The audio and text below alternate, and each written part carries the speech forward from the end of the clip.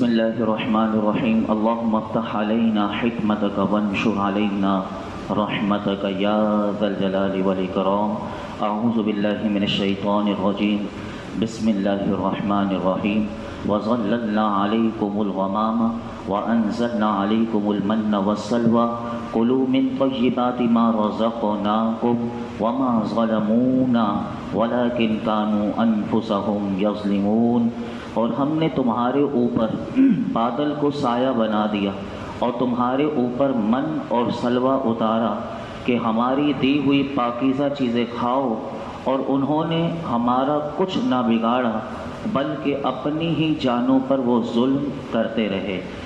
اس آیت مبارکہ میں فرعون کے غرق ہونے کے بعد بنی اسرائیل دوبارہ مصر میں آباد ہو گئے، کیونکہ مصر سے ہجرت کرنے کا حکم ہوا تھا، اور جب فرعونی غرق ہو گئے وہ دوبارہ مصر میں آباد ہو گئے. کچھ عرصے کے بعد اللہ تبارک و تعالی نے انہیں حکم دیا. حضرت موسیٰ علیہ السلام نے انہیں حکم الہی سنایا کہ ملک شام حضرت ابراہیم علیہ السلام اور ان کی اولاد کا مدفن ہے، اور اسی میں بیت المقدس ہے. اسے عمالقہ قبیلے سے آزاد کرانے کے لیے اللہ تعالیٰ نے جہاد کرنے کا حکم دیا ہے، اور فرمایا کہ مصر چھوڑ کر وہیں تم اب وہاں پر وطن بناؤ. مصر کا چھوڑنا، یہ پنکھا بند کر دو.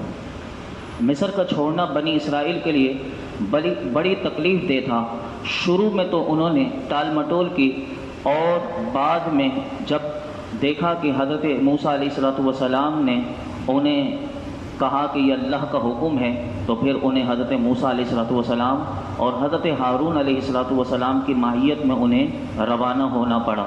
تو راستے میں جو کوئی سختی اور دشواری پیش آتی، یہ قوم کیونکہ اتنی ناشکری کرتی، اتنی جتنا ابھی آپ نے 2 رکوع سے مسلسل سن رہے ہیں کہ اللہ کی کتنی نافرمانی کر رہی ہے، بار بار سرکشی کر رہی ہے، بار بار انہیں سزائیں بھی مل رہی ہیں.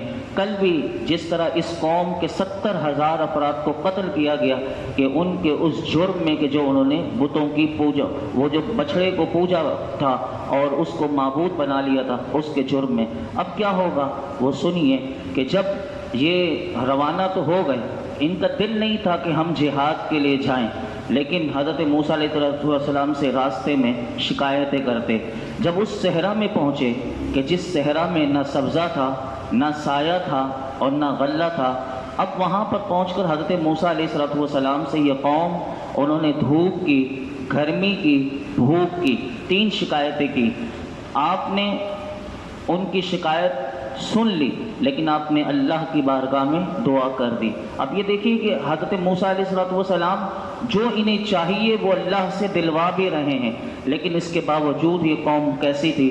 اب یہ سنیے اس کا شان نزول کہ حضرت موسیٰ علیہ السلام نے جب اللہ کی بارگاہ میں دعا کی تو اللہ تبارک و تعالیٰ نے موسیٰ علیہ السلام کی دعا کی برکت سے ایک سفید بادل کو ان کے اوپر سائبان کی طرح بنا دیا، جو دن رات ان کے ساتھ چلتا، اور ان پر اللہ تعالیٰ نے ایک نوری ستون نازل فرمایا کہ جو آسمان کی جانب سے ان کے قریب ہو گیا.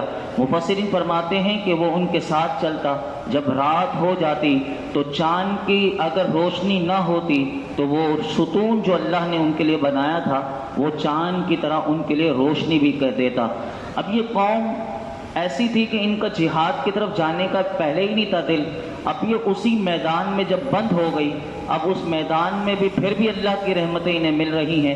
40 سال یہ میدان طی میں رہے. وہ ایک میدان جو جہاں یہ ابھی ہیں وہاں 40 سال ایک میدان ہے، اس میدان سے نکل نہیں پا رہے. اب یہ دیکھیے کہ اللہ تعالیٰ اگر چاہے تو ایک باؤنڈری میں بھی بندے کو بند کر دے تو پھر اسے آگے نکلنے کا راستہ نہ ملے. مفسرین فرماتے ہیں 40 سال وہ وہاں پر رہے، اور ان کے کپڑے بھی میلے نہیں ہوتے تھے کیونکہ ان کے پاس تھے نہیں، نہ ان کے ناخن بڑھتے اور نہ ان کے بال بڑھتے. اب قرآن بتاتا ہے کہ انہیں دھوپ سے تو نجات مل گئی، دوسرا انعام انہوں نے بھوک کی شکایت کی تھی. اب اللہ تعالیٰ نے فرمایا وَأَنزَلْنَا عَلَيْكُمُ الْمَنَّ وَالسَّلْوَىٰ. اب جو انہوں نے بھوک کی شکایت کی تھی تو ان کے لیے اللہ تعالیٰ نے من و سلوہ اتارا. یہ من و سلوہ کیا تھا؟ مفسرین فرماتے ہیں کہ اللہ تعالیٰ نے موسیٰ علیہ السلام کی دعا کی برکت سے ان کے لیے من اتارا. یہ من جو تھی یہ ترنجبین یعنی ایک میٹھی چیز ہوتی تھی. اب یہ دیکھیے خدا کی قدرت دیکھیے, جتنے بنی اسرائیل اس میدان میں ہیں ہر بندے کے لیے وہ اترتی تھی اور اتنی حساب سے اترتی تھی جتنی اس نے اس دن میں کھانی ہے. مفسرین فرماتے ہیں وہ میٹھی چیز جو تھی وہ 4 کلو روزانہ صبح صادق سے لے کر طلوع آفتاب تک, یعنی جو فجر کا مختصر وقت ہوتا ہے اس درمیان ہر بندے کے لیے اترتی تھی. وہ اپنی چادر کو پھیلا لیا کرتا تھا اور اس چادر میں 4 کلو وہ اترتی تھی. ایک فرماتے ہیں 1 سا یعنی 4 کلو کے برابر ہر ایک بندے کی چادر میں اتر جاتی تھی. اب وہ بندہ پورا دن اسے کھاتا تھا. اور فرماتے ہیں سلوہ کیا ہے, یہ تو میٹھی چیز ان کے لیے اترتی تھی اور سلوہ ان کے لیے یہ تھا. مفسرین فرماتے ہیں سلوہ سے مراد یہ ہے کہ ایک چھوٹا سا پرندہ تھا کہ وہ جو ان کے لیے بھنا ہوا ان کے پاس آتا تھا اور وہ اسے کھا لیتے تھے, وہ گوشت ہوتا تھا. یا پھر فرماتے ہیں کہ جنوبی ہوا اسے اس پرندے کو ان کے پاس لاتی تھی, یہ اس کا شکار کرتے تھے اور کھا لیتے تھے. اب دیکھیے اس میں اللہ کی آزمائش ان کے لیے کیا ہے, کھانا انہیں مل رہا ہے, اب من و سلوہ اتر رہا ہے, لیکن اللہ کی آزمائش بھی دیکھیے کیسی ہوئی. اب ان کے لیے یہ پابندی لگی کہ ہفتے کے دن تمہیں یہ نہیں ملے گا اور تم نے ہفتے کے دن اس کے جمعے کے دن تمہارے لیے ڈبل آئے گا, یعنی ہفتے کے دن تم جمع کر لو ہفتے کے لیے بھی, لیکن اس سے زیادہ جمع نہ کرنا. یعنی ایک دن کے لیے تمہیں اجازت ہے کہ ہفتے کے دن کے لیے تم جمعے کے دن جمع کر لو.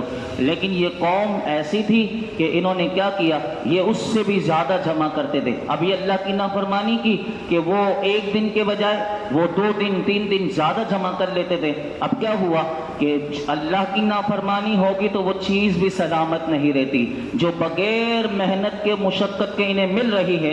اس قوم نے جب زیادہ جمع کرنا شروع کر دیا تو وہ ان کے پاس جب زیادہ ہوتا تھا وہ خود بخود سڑ جاتا تھا, یعنی بدبو وہ مار دیتا تھا اور وہ کھانے کے ان کے قابل نہیں رہتا تھا. ان کی اس نافرمانی کی وجہ سے ان سے یہ نعمت چھین لی گئی اور یہ ان کے لیے نعمت بند ہو گئی اور انہوں نے اپنا خود نقصان کیا اور آخرت میں اب یہ سزا کے مستحق ہوئے. آگے قرآن کیا کہتا ہے, اب آگے سنیے. وَإِذْ قُلْنَا ادْخُلُوا هَٰذِهِ الْقَرْيَةَ فَكُلُوا مِنْهَا حَيْثُ شِئْتُمْ رَغَدًا وَادْخُلُوا الْبَابَ سُجَّدًا وَقُولُوا حِطَّةٌ نَغْفِرْ لَكُمْ خَطَايَاكُمْ وَسَنَزِيدُ الْمُحْسِنِينَ. اور جب ہم نے انہیں کہا کہ اس شہر میں داخل ہو جاؤ, پھر اس میں جہاں چاہو بے روک ٹوک کھاؤ اور دروازے میں سجدہ کرتے ہوئے داخل ہونا اور یہ کہتے ہوئے جانا کہ اے ہمارے رب ہمارے گناہ معاف ہوں, ہماری تمام ہم تمہاری خطائیں بخش دیں گے. جب یہ تم یہ کہو گے کہ دروازے سے داخل ہوتے وقت سجدہ کرتے ہوئے داخل ہوگے اور یہ کہتے ہوئے جاؤ گے کہ ہمارے گناہ معاف ہوں تو ہم تمہاری خطائیں بخش دیں گے اور ان قریب ہم نیکی کرنے والے کو اور زیادہ عطا کرتے ہیں. یہ اس آیت کا ترجمہ ہے. اس سے کیا مراد ہے, اس کے ضمن میں مفسرین فرماتے ہیں شہر سے بیت المقدس مراد ہے جہاں انہیں داخل ہونے کے لیے کہا گیا. اور بیت المقدس کے قریب عمالقہ ایک قوم آباد تھی اور وہ اسے خالی کر کے چلے گئے تھے. وہاں غلے میوے بکثرت تھے. یہی قرآن نے کہا کہ جہاں سے چاہو بے روک ٹوک کھاؤ, یعنی اس شہر میں پہلے سے اتنے غلے موجود تھے کھانے کے لیے کہ اللہ نے ان کے لیے انتظام کیا ہوا ہے. اس بستی میں جو اللہ نے حکم دیا تھا پھر دیکھیں نافرمانی کرتے ہیں. قرآن نے کہا اب یہ کعبے کی طرح ان کے لیے ایک دروازہ تھا تو جس دروازے سے انہوں نے داخل ہو کر جانا تھا, اب انہوں نے کیا کیا, اللہ نے کہا اس دروازے سے جب داخل ہونا تو سجدہ کرتے ہوئے جانا اور حطتن کہنا. حطتن یہ کلمہ استغفار ہے, جیسے ہم استغفر اللہ کہتے ہیں اللہ سے معافی مانگتے ہیں, ان کے لیے حطتن یہ کلمہ استغفار کا تھا. اب یہ قوم ایسا اللہ کے حکم کی نافرمانی کرتی ہے مذاق اڑانے میں, اور یہ کتنی سرکش اور باغی قوم ہے. اب یہ سنیے کہ جب یہ دروازے میں داخل ہونے کا انہیں سجدہ کرنے کا کہا تھا, یہ اپنی سرینوں کے بل گھسیٹتے ہوئے یعنی اپنے کولوں کے بل گھسیٹتے ہوئے داخل ہو رہے ہیں. اللہ کے پہلا حکم انہوں نے نافرمانی کی, انہیں کہا گیا تھا حطتن کہنا, انہوں نے اس لفظ کو بدل دیا. یعنی اللہ نے کہا حطتن کہتے ہوئے داخل ہونا کہ اللہ ہمیں معاف کر دے. انہوں نے کیا کہا, انہوں نے کہا حبتن فی شعرہ, یعنی اس لفظ کو بدل دیا. اس کا ترجمہ یہ ہے کہ انہوں نے کہا بال میں دانا, یعنی وہ اللہ نے کہا تھا حتۃ استغفر اللہ کے معنی میں، یعنی اے رب ہمیں معاف کر دے، اور یہ اس کا مذاق اڑا رہے ہیں، یعنی اللہ سے معافی مانگنے کے بجائے یہ کہتے تھے حبۃ فی شعرہ، یعنی بال میں دانہ، اور یہ مذاق انہوں نے اللہ کے کلمے کا اڑایا۔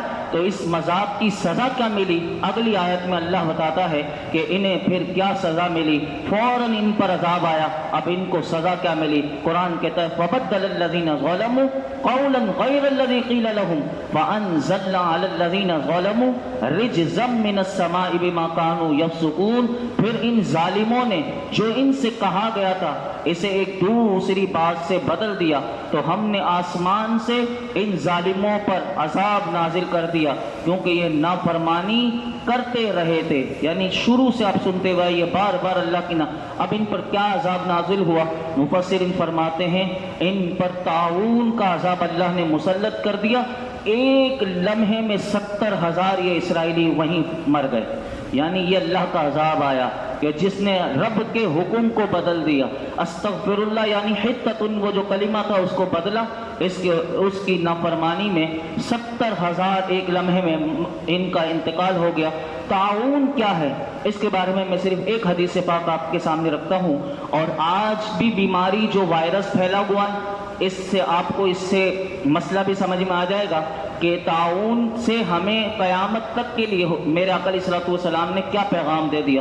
سنیے، بخاری شریف میں حدیث ہے، ام المؤمنین سیدہ عائشہ صدیقہ رضی اللہ تعالی عنہا فرماتی ہیں میں نے رسول اللہ صلی اللہ علیہ وسلم سے طاعون کے بارے میں عرض کی تو انہوں نے مجھے بتایا کہ طاعون ایک عذاب ہے، اللہ تعالیٰ جس پر چاہتا ہے یہ عذاب بھیج دیتا ہے، اور اللہ تعالیٰ نے اسے اہل ایمان کے لیے رحمت بنایا ہے۔ یعنی پتہ چلا کہ کافروں کے لیے زحمت ہے تو اہل ایمان کے لیے رحمت ہے۔ اور فرمایا کہ کوئی مومن ایسا نہیں کہ جو طاعون میں پھنس جائے لیکن اپنے شہر میں ہی صبر سے ٹھہرا رہے اور یہ سمجھے، یعنی یہ عقیدہ رکھے کہ جو اللہ تعالیٰ نے لکھ دی ہے اس کے سوا کوئی مجھے تکلیف نہیں پہنچ سکتی، تو اسے شہید کے برابر ثواب ملے گا۔ یعنی یہ کرونا وائرس کا بھی ہمیں اس سے سمجھ میں آ جائے، اور کوئی سا بھی وائرس ہو، کوئی سی بھی بیماری اگر پھیل جائے، بندہ بھاگے نہیں بلکہ مومن وہیں رہے اور وہ صبر سے ٹھہرا رہے، اور یہ اپنا یقین مضبوط کر دے کہ اگر میرے لیے اللہ نے لکھ دی ہے تو مجھے کوئی تکلیف، لکھ دی ہے کہ کوئی تکلیف نہیں پہنچے گی تو نہیں پہنچے گی، اور لکھی ہوئی ہے تو پہنچے گی، اور نہیں لکھی ہوئی تو بھی فرمایا کہ اسے شہید کے برابر ثواب ملے گا، کہ جس نے صبر کیا، جس نے اپنے رب پر بھروسہ کیا تو اللہ تعالیٰ اسے اگر مر بھی گیا تو شہادت کی موت ہے، اور بچ بھی گیا پھر بھی اسے شہید کا ثواب ملے گا۔ یہ کتنا بڑا پیغام ہے ہمارے لیے کہ جو ہم موت سے نہ ڈریں بلکہ موت کو ویلکم کرنے کے لیے انسان ہمیشہ موت کو یاد کرے، کیونکہ موت تو ایسی چیز ہے کہ بندے کو رب سے ملا دے گی اور بہت سے گناہوں سے انسان کو بچا دے گی۔ آگے سنیے، وَإِذِ اسْتَسْقَىٰ، ایک آیت مبارکہ جو ہے یہ میں کیونکہ یہ مکمل ہو رہا ہے اور ہمارا وقت بھی 2-3 منٹ رہ گئے، یہ آیت مبارکہ اور اس کا ترجمہ اور تشریح میں آپ کے سامنے رکھتا ہوں۔ وَإِذِ اسْتَسْقَىٰ مُوسَىٰ لِقَوْمِهِ فَقُلْنَا اضْرِب بِّعَصَاكَ الْحَجَرَ فانفجرت منه 12 عينا قد علم كل اناس مشربهم كلوا واشربوا من رزق الله ولا تعثوا في الارض مفسدين۔ اس میدان میں انہوں نے پانی بھی مانگا تھا، بھوک کا انتظام ہو گیا، دھوپ سے بھی بچ گئے، اب پانی کا انتظام کیسے ہوا؟ یہ دیکھیے اللہ کے نبی ان کے لیے سارا انتظام کر رہے ہیں، لیکن یہ قوم کتنی ناشکری ہے۔